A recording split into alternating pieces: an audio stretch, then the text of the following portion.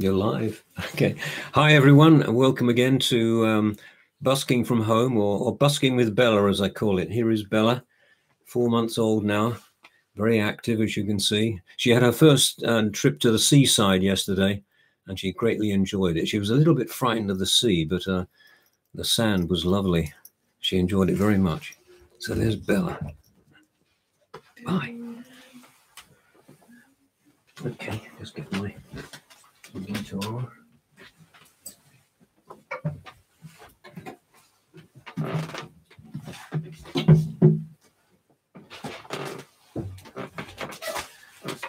Oh, actually, she's got something of mine. Oh, God.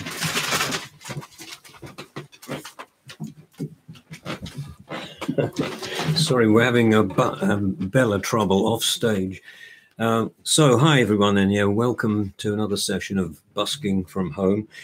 Before I start, the guitar aficionados among you may be interested in this guitar which I'm playing tonight.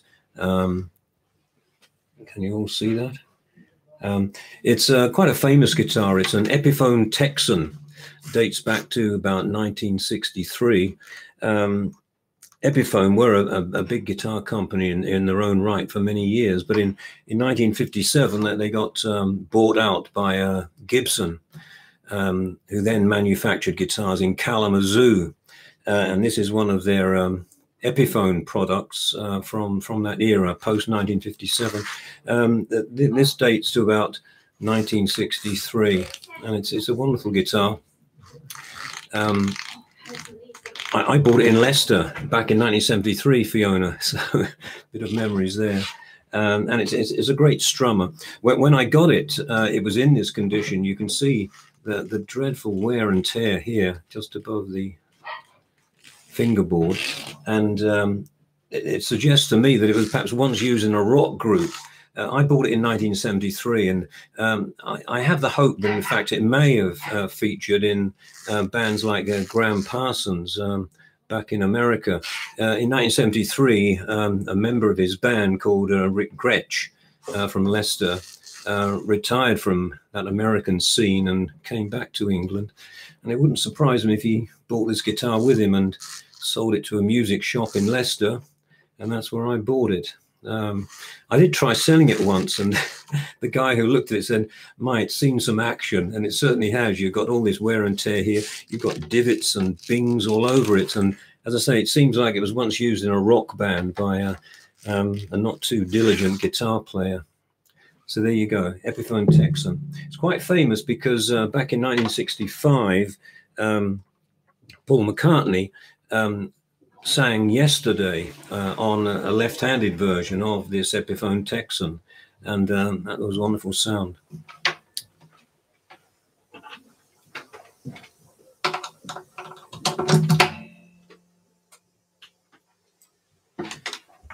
So there you go, Epiphone Texan. Big sound. Well, following last week's theme, I'm playing some more tracks from my recent CD, American Gothic Revisited. There it is in all its glory. There you go. American Gothic Revisited. As I explained last week, this is a tribute to David Ackles' classic album, American Gothic, which was released way back in 1972. Today's songs focus on the themes of the American Civil War, Appalachia, and the Wild West. First of all, the Civil War. Although it's very un-PC to say so, the lost cause of the South's fight for independence from the North has always attracted my sympathy. Certainly on the musical front, the South won the war. And this is reflected in President Lincoln's choice of music at a concert held at the end of the war to celebrate the North's victory. When asked what music to play, Honest Abe, as he was known, replied, "Tell the band to play the song Dixie." This line is actually quoted in the first song, Johnny Reb. sung by Johnny Horton. It was released back in 1960 and made a deep impression on me. One of the first songs I ever learned. So here we go, Johnny Reb.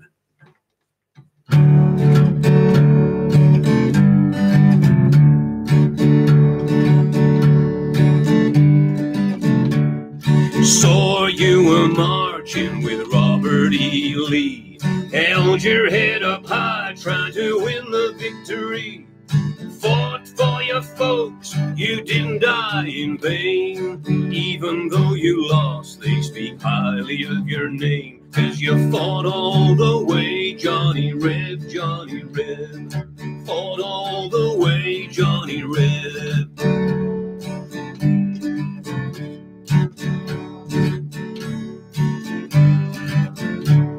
Saw General Lee raise a saber in his hand.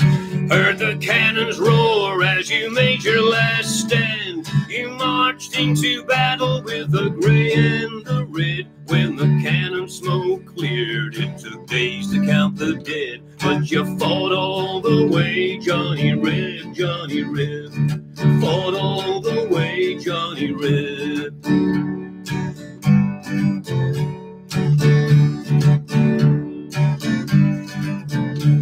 When Honest Abe heard the news about your fall, folks thought he'd call a great victory ball. But he asked the band to play the song Dixie for you, Johnny Reb, and all that you believe. 'Cause you fought all the way, Johnny Reb, Johnny Reb.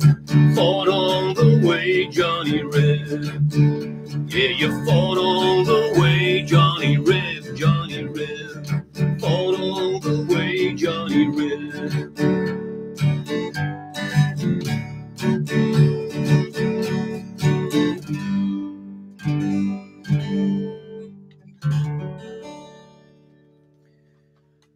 Johnny Reb. The Night They Drove Old Dixie Down is my next song, written by Robbie Robertson, a member of the rock band The Band. It comes from the band's classic album released in 1970, and it conveys much of the grief and the melancholy surrounding the South's lost cause.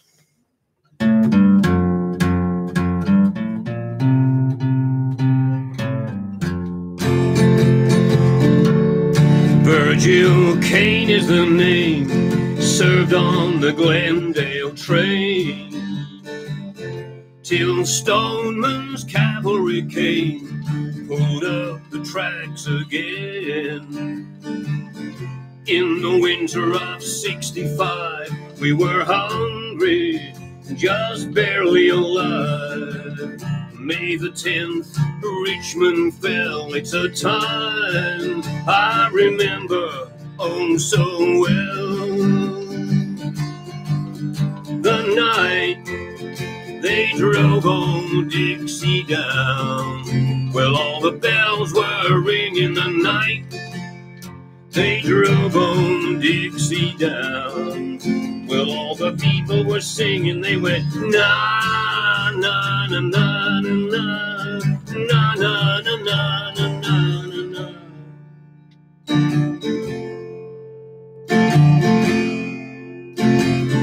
Back with my wife in Tennessee, one day she calls to me, Virgil, quick come see, there goes Robert E. Lee.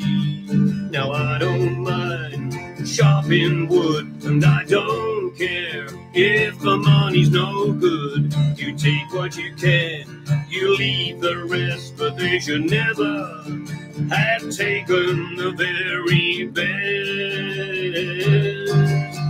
The night they drove old Dixie down, well, all the bells were ringing the night they drove old Dixie down. Well, all the people were singing, they went na na na na na na na na na na na na.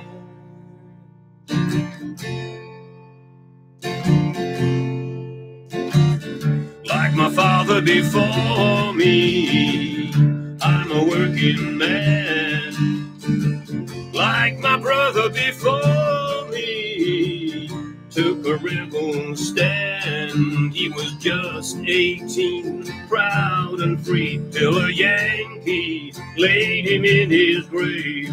Swear by the mud below my feet, you can't raise a cane back up when he's in defeat. The night they drove on Dixie down, well, all the bells were ringing the night they drove on Dixie down. Well, all the people were singing, they went na na na na na na na na na na na na. They went na na na na na na na na na na.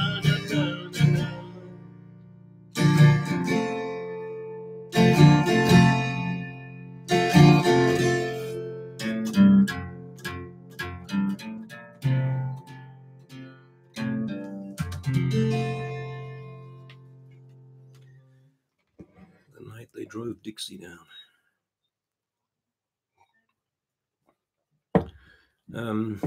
Next song features Appalachia, the Appalachian Mountains.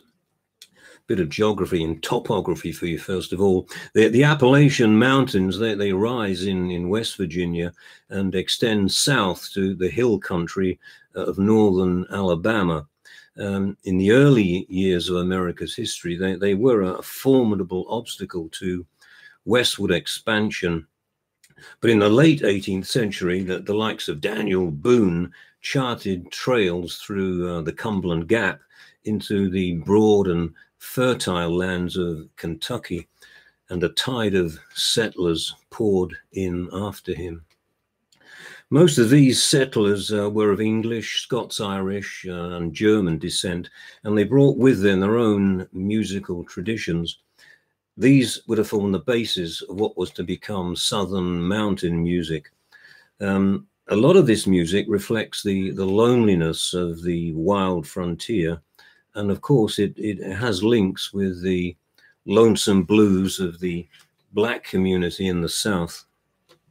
So something of this feeling is expressed in this Appalachian song, Pretty Sarah.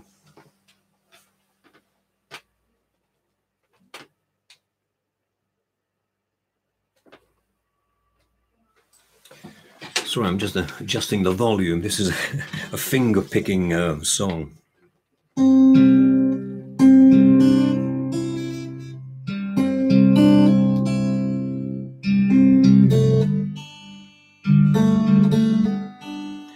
Way down in the valley, in some lonesome place, I wish no better pastime than to be with my sweet. But she says she won't have me, and I understand, for she wants some freeholder, and I have no land.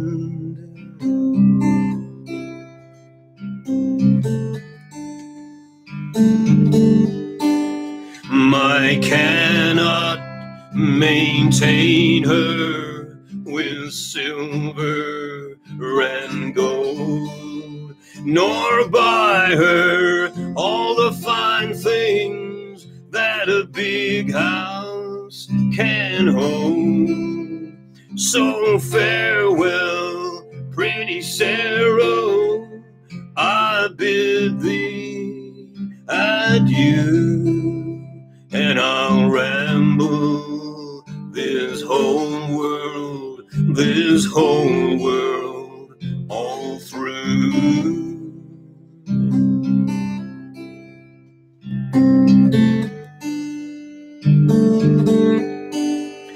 If I were a merchant and could write some fine hand. I would write my love a letter that she might understand, and I'd send it by the river where the waters do flow, and I'd think of pretty Sarah wherever I go.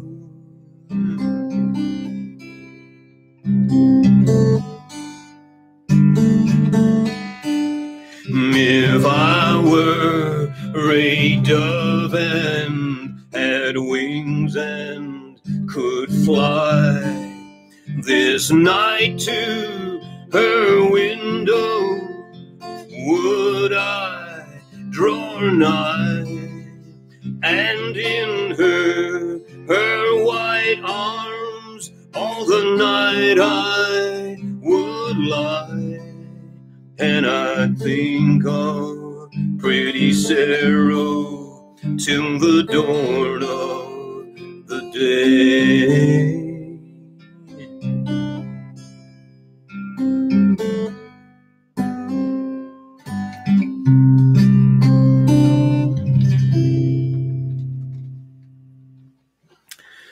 So, Appalachian music. I better turn the volume down a bit. Now I'm back to flat pick playing.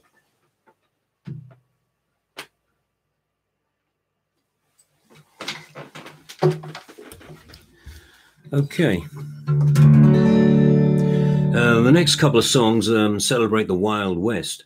The first, Broken Arrow, was written by Neil Young in 1967 when he was a member of the band Buffalo Springfield. It's a remarkable piece of work that has been described as a mini opera in 3 parts.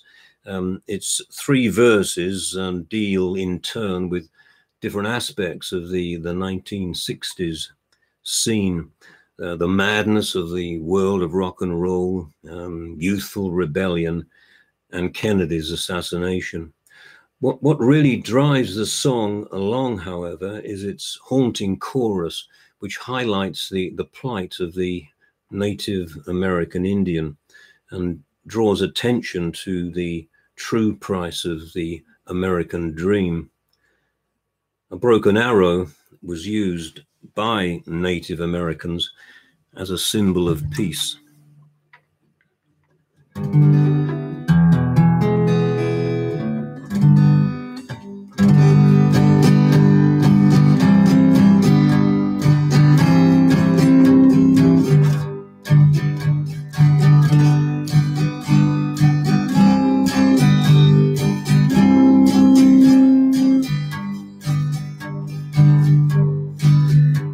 The lights turned on and the curtain came down, and when it was all over, it felt like a dream. They stood at the stage door and begged for a scream.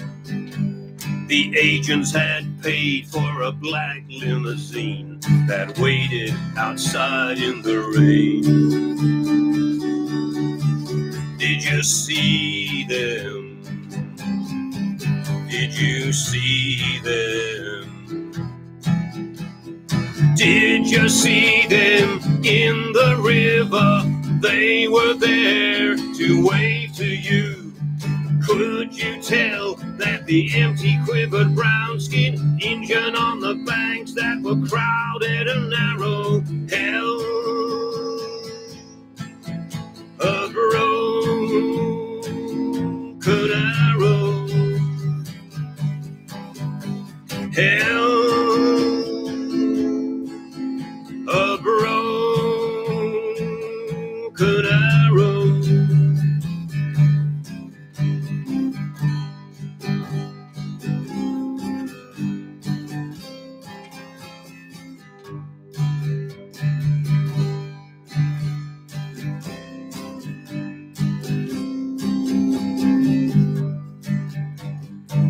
18 years of American dreams. He saw that his brother had sworn on the wall. He hung up his eyelids and ran down the hall. His mother had told him a trip was a fall. Don't mention babies at all. Did you see him? Did you see him? Did you see him in the river? He was there to wave to you. Could you tell that the empty, quivered, brown-skinned Indian on the banks that were crowded and narrow held a broken arrow? Held a broken arrow.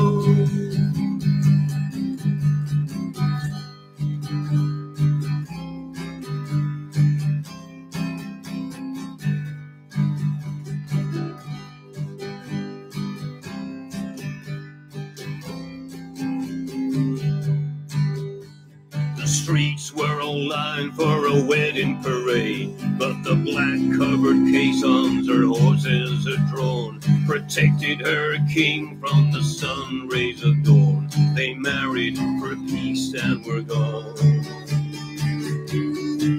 Did you see them? Did you see them? Did you see them in the river? They were there to wave to you. Could you tell that the empty, quivered, brown-skinned Indian on the banks that were crowded and narrow held a broken arrow? Held a broken arrow. Held a broken arrow.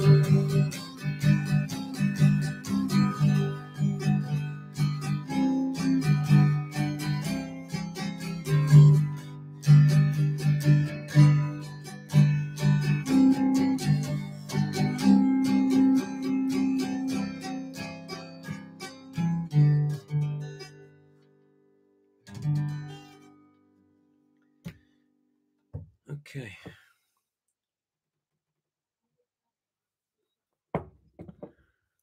So that's the Red Indians, Broken Arrow. I'll finish now with a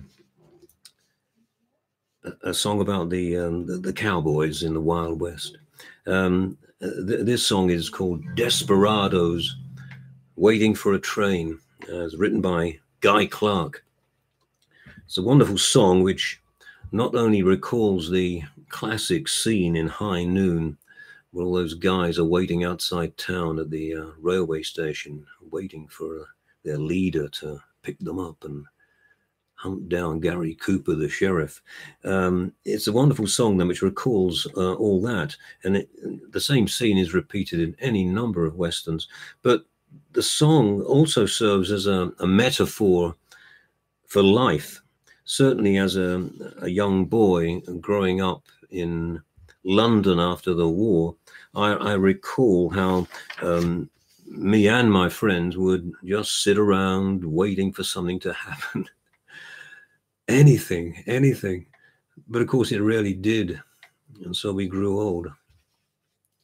Desperados, waiting for a train, waiting for something to happen.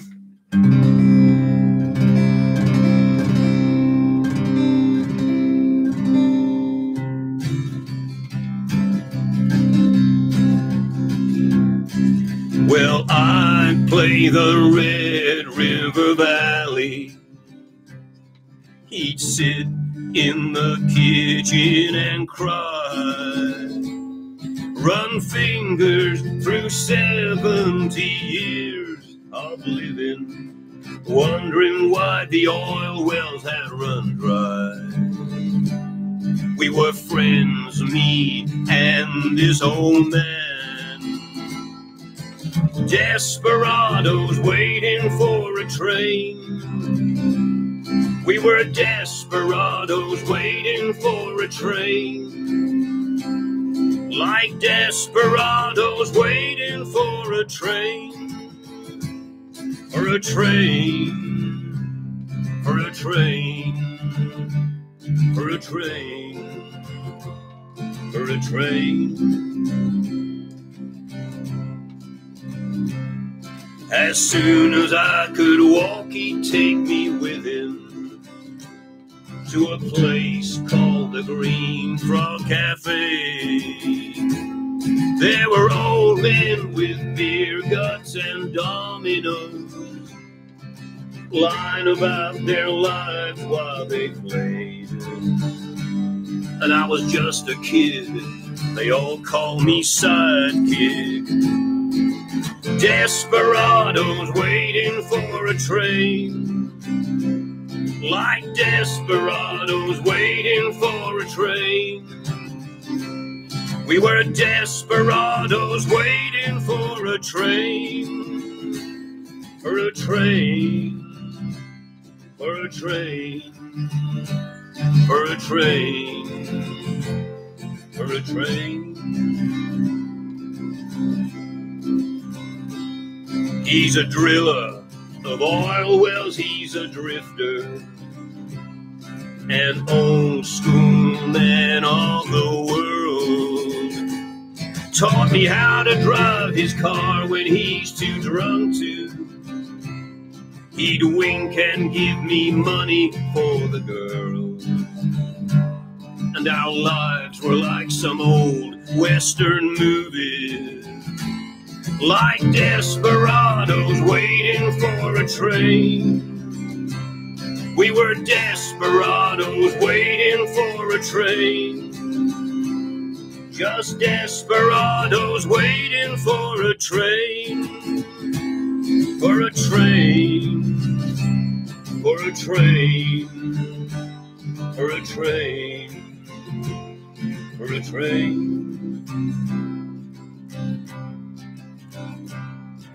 One day I looked up, he's pushing 80.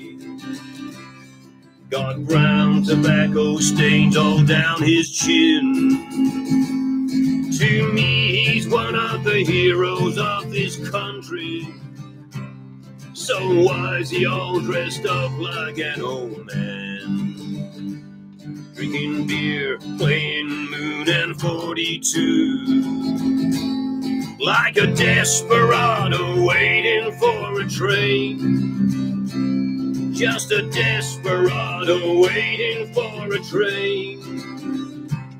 We were desperados waiting for a train. For a train. For a train. For a train. For a train.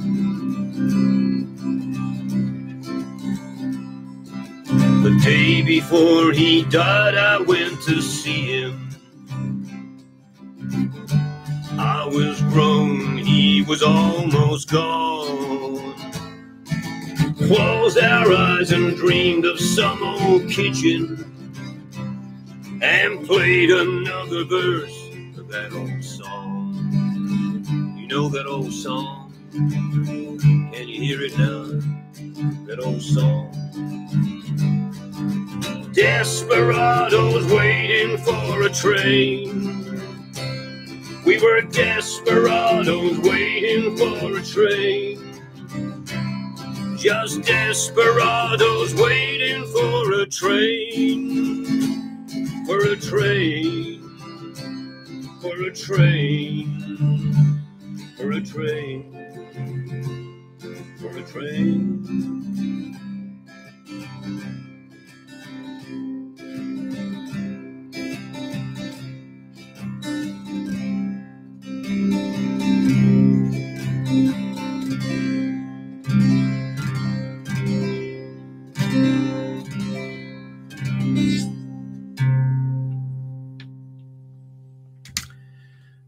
you go. Desperados waiting for a train. Maybe my train will come one day. Who knows, Fiona? All right. That's all for this week. See you next week, I hope. A reminder about the access to these tracks from my CD, American Gothic Revisited, which is there again. Can you see it? They can tracks, some of them anyway, can be downloaded from www.durhambusker.com, and the book which accompanies this music, A Word to Planet Earth, can be obtained from Amazon. I should also say that you can download a transcript of tonight's program. That's what it looks like. A transcript from my website. I'm sorry if this makes it all sound like a kind of musical tutorial. It's just the teacher in me. Fiona will understand. Bye for now.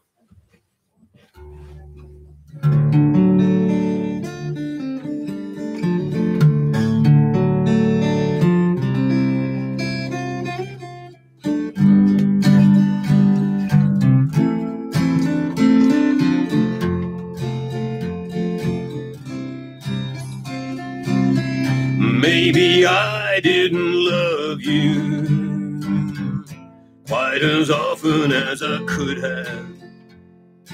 Maybe I didn't treat you quite as good as I should have. If I made you feel so sad at times, girl, I'm sorry I was blind. You were always on my mind. You were always on my mind. Maybe I didn't hold you all those lonely, lonely times. Yes, I never ever told you, girl, I'm happy that you're mine.